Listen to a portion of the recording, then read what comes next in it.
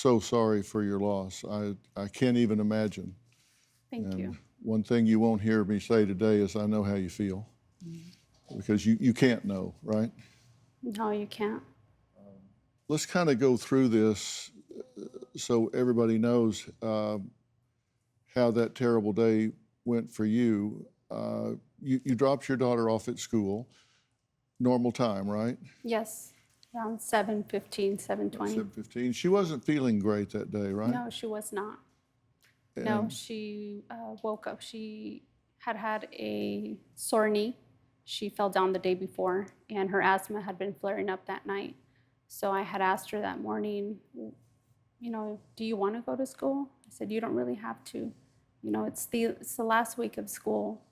But she chose to go. And how many times have you played the what if game since then? Every day. What if you had insisted that she stay home? Every day. What do you say to yourself about that?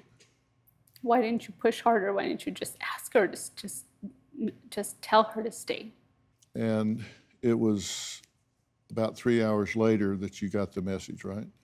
Yes. And what'd you think when you got the message?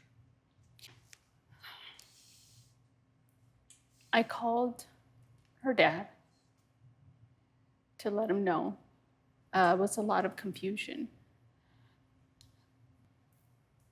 Told him I was locked down at my work. They wouldn't let me out.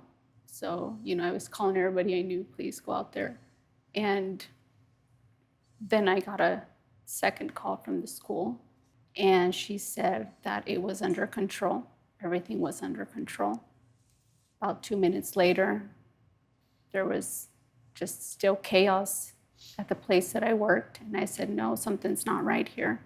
They let me out. They released me. They said to go to the school. Mm-hmm. And why were you locked down? Because there was an active shooter. My place of work is nearby. Okay. So that's why they... Okay, so they were just trying to keep everybody off the street for that period of time.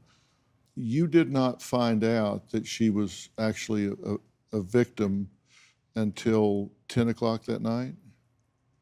Do you know why it took so long? I don't. I think there was just mass confusion. They didn't know how to identify the victims. You went to the school. What time did you get there?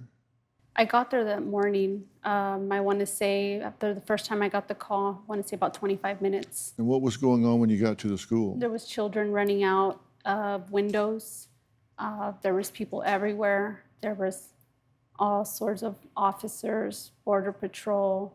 It was just chaos. I didn't know who was going where the kids were going, where other kids were. It was just chaos. Was anybody going in the school to stop what was going on? From where I could see, no. Take me through the moment when you found out that your own daughter had been shot and killed. So I was one of the many people outside the school, and I had asked all my family, they were saying they were shipping kids off to the Civic Center, the high school auditorium. So I sent family everywhere. I said, I'm going to stay here in case she comes out. And I see kids from her class running out. They were just, some of them, just clothes full of blood. And one of the other students' mother told me, Anna, this little boy just told me that my daughter didn't make it. Well, my daughter and her daughter are in the same class. So those students were being put on a bus, and I panicked, and I just started screaming her name. I said, if you're in there, please, just let me see you. I said, if you're in there, Maite, just let me see you so I know you're in there. But I never heard anything back. Do you have a story or a question for me? Click the link in the description and tell me what in the world is going on.